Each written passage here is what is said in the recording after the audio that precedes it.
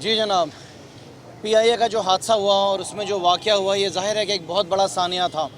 लेकिन इस सानिया के अंदर पहली दफ़ा ऐसा देखा गया पाकिस्तान के अंदर कि एक ऐसा वज़ीर आज़म मौजूद था कि जो उस सानिया के अंदर उनके जो लवाकिन थे और उसके बाद जो सारा सिलसिला चला कि जैसे कि उनकी मदद करनी थी और उसके साथ साथ उनके सारे मेंबर्स के साथ रब्ता करना, तो उसके अंदर हमारी वफाकी हुकूमत भी अपना किरदार अदा करती रही और उसके साथ साथ ऑन ग्राउंड पे पाकिस्तान तहरीक इंसाफ के जितने मेंबर्स थे वो भी अपना रोल प्ले करते रहे। आज हम यहाँ पे जिस तरीके से अली आदिल शेख साहब ने बताया कि हम सिविल हॉस्पिटल आए बर्न्स वार्ड में, जहाँ पे ये 3 बच्चियाँ जो थीं वो एडमिट थीं, जिसमें से एक का इंतकाल हो गया है। उनके लिए हम दुआ गो हैं कि अल्लाह ताला उसे जन्नत अता फरमाए, उनके घर वालों को सब्र और तहम्मुल अता फरमाए। तो यहाँ पर आके आज हमने 20 लाख रुपए दिए हैं ऑल टुगेदर, जिसमें से 10 लाख रुपए उस बच्ची के लिए हैं जिसका इंतकाल हो गया है और 5-5 लाख रुपए उन दोनों बच्चियों के लिए हैं जो बच्चियाँ इस वक्त ज़ख्मी हैं। एक 5 लाख रुपए की रकम जो है वो बच्ची की वालदा को दे दी गई है और जो दूसरी बच्ची है उसने बताया है कि मेरे शौहर को दिया जाए, तो उसके शौहर का इंतज़ार किया जा रहा है। 5 लाख रुपए कैश जो हैं उसके शौहर को दिए जाएंगे। मैं यहाँ पर ज़रूर शुक्रिया अदा करना चाहूँगा उस NGO का जो NGO पिछले काफ़ी सालों से इस बर्न सेंटर को चला रही है, जिसका नाम है फ्रेंड्स ऑफ बर्न सेंटर। इन्होंने बड़ा ज़बरदस्त काम किया है। हालात हमारी हुकूमत के क्या हैं वो सब आप जानते हैं, लेकिन फ्रेंड्स ऑफ बर्न सेंटर ने जो काम किया है, मैं समझता हूँ इनको कोई अवार्ड देना चाहिए। काफ़ी सालों से ये पेशेंट्स को देख रहे हैं, लोग जल जाते हैं, आते हैं, उनका यहाँ पे ख्याल रखा जाता है और बहुत अच्छी सर्विस दी जाती है। सो इनके बड़े हम मशकूर हैं। उसके साथ साथ मैं एक बात और ज़रूर कहना चाहूँगा कि इस वक्त मौजूदा हॉस्पिटल्स के अंदर हालात बहुत ज़्यादा ख़राब हो गए हैं। जैसे कि हमें मालूम चला है कि जो प्राइवेट हॉस्पिटल्स थे उन्होंने इस वक्त अपने दरवाजे बंद कर दिए हैं क्योंकि उनके पास और कैपेसिटी नहीं है। कैपेसिटी के साथ साथ आपने देखा है कि जो रकम वो ले रहे हैं वो भी बहुत ज़्यादा है। एक पेशेंट से 1.5 लाख रुपए लिए जा रहे हैं और वो कह ये रहे हैं कि हमें अगर 10 से 15 दिन का एडवांस दिया जाएगा तो वो पेशेंट को लेंगे। मेरी सिंध हुकूमत से और उसके साथ साथ अज़हर पेचियो जो कि सिंध हुकूमत की हेल्थ मिनिस्टर है, उनसे मेरी गुजारिश है कि मौजूदा हालात के अंदर इस बात का नोटिस लें कि 15-15 लाख रुपए एडवांस जो है वो पेशेंट से लिए जा रहे हैं और उसके बाद उनको जो है एडमिट किया जा रहा है। उसके साथ साथ जो सरकारी हॉस्पिटल्स हैं, मैं डिमांड कर रहा हूँ कि जो गवर्नमेंट के हॉस्पिटल्स हैं उनको बेहतर किया जाए, वहाँ पर वो सारी फैसिलिटीज़ दी जाएँ, वहाँ पर वो सारी दवाइयाँ दी जाएँ, उन तमाम डॉक्टर्स को वहाँ पर प्लेस किया जाए कि किसी भी शख्स को जो है वो प्राइवेट हॉस्पिटल में जाके वो सर्विसेज ना लेनी पड़े। ये ज़िम्मेदारी देखें रियासत की है, ये रियासत की ज़िम्मेदारी है कि अगर कोई पेशेंट बीमार है, अगर उसके मामलात ख़राब हैं, अगर उसको प्राइवेट हॉस्पिटल में फैसिलिटी नहीं मिल रही है तो ये गवर्नमेंट की ज़िम्मेदारी है। गवर्नमेंट का काम है कि उसने अपने हॉस्पिटल्स के अंदर वो तमाम फैसिलिटीज़ देनी हैं, उनको अच्छे डॉक्टर्स देने हैं, उनको दवाइयाँ देनी है। जैसे कि हमने कल बताया कि हॉस्पिटल्स के ये हालात हैं गवर्नमेंट हॉस्पिटल्स के कि वहाँ पे उन इंसुलिन जैसी दवाइयाँ नहीं मिल रही है। हम क्यों देखते हैं कि हॉस्पिटल के सामने जो दुकानों की फार्मेसीज़ की लाइन लगी है वहाँ पे रश होती है? उसकी वजूहत यही हैं कि हमारे सिंध के अंदर हॉस्पिटल्स के अंदर दवाइयाँ अवेलेबल नहीं होती हैं। जैसे कि हमने देखा कि लड़काना के पिछले दिनों एक बच्चे का और इंतकाल हुआ। उस बच्चे का इंतकाल क्यों हुआ? उस बच्चे का, लड़काना के बच्चे का इस वजह से इंतकाल हुआ अलीम भाई कि वहाँ पे चंद का मेडिकल हॉस्पिटल के अंदर वैक्सीन अवेलेबल नहीं थी। तो ये हमारा सवाल है अज़रा पेचियो साहिबा से कि जब वो असम्बली में आएंगी, जो इजलास शुरू हो रहे हैं, उसमें ज़रूर बताएं कि उनके हॉस्पिटल्स के अंदर जो बेसिक मेडिसिन हैं वो सिंध के हॉस्पिटल्स में क्यों नहीं अवेलेबल है।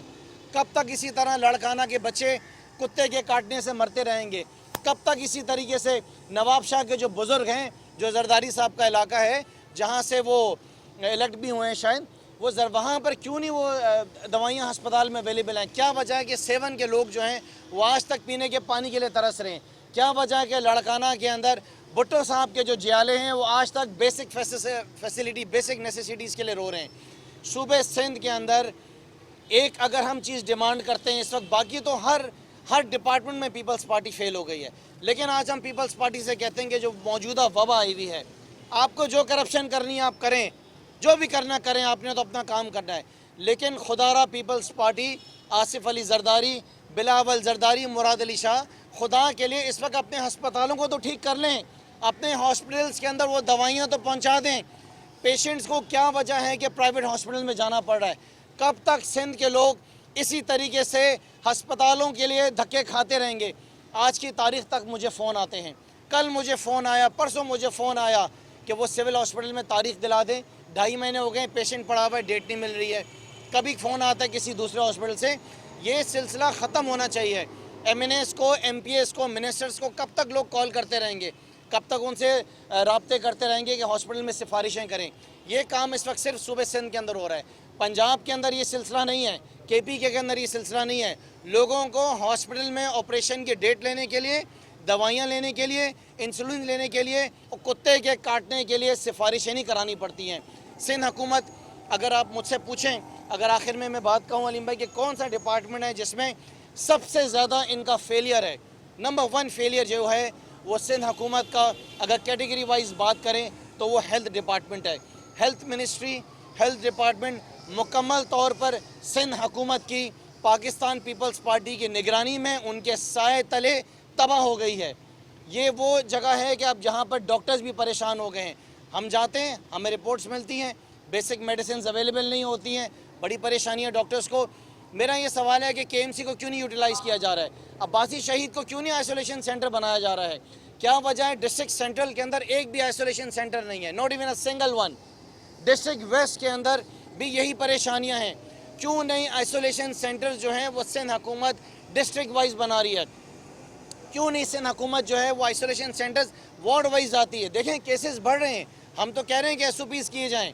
पिछले दिनों के अंदर जो केसेस आपके बढ़े हैं, आज हम बातें कर रहे हैं, मुराद अली शाह साहब कहते हैं, रोज़ आके बैठ जाते हैं, सिंध में केसेस बहुत बढ़ गए हैं, लोग एहतियात करें। भाई साहब आपकी वजह से केसेस बढ़े। पूरा रमज़ान हम आपके आगे कहते रहे कि जनाब आला जो आपने टाइमिंग्स दिए हैं वो गलत हैं। 2, 4, 5 घंटा लोग निकलते हैं, मार्केटों में रश बढ़ती है, आज केसेस बढ़ गए हैं, उसके ज़िम्मेदार आप हैं। अगर आपने हमारी सुन ली होती, जो हमने कहा कि रमज़ान के महीने में रात 12 बजे तक टाइमिंग्स दीजिए, लोग जाएं मार्केटों में सुकून से काम करें, SOPs के साथ काम करें। आपके गलत फैसलों की वजह से मुराद अली शाह साहब, आपके उन एडवाइज़र्स की वजह से, निकम्मे एडवाइज़र्स की वजह से जिनके साथ आप बैठकर ये फैसले करते थे, गलत फैसलों की वजह से यू आर रिस्पॉन्सिबल। आज जितने केसेस बढ़े आप उसके रिस्पॉन्सिबल हैं, अब संभालें। आज आपके हॉस्पिटल्स के अंदर जगह नहीं है, क्योंकि आपने तो हॉस्पिटल्स कभी बनाए नहीं थे। क्या हम जानते नहीं कि सूबे सिंध के अंदर हेल्थ मिनिस्ट्री का क्या हाल है?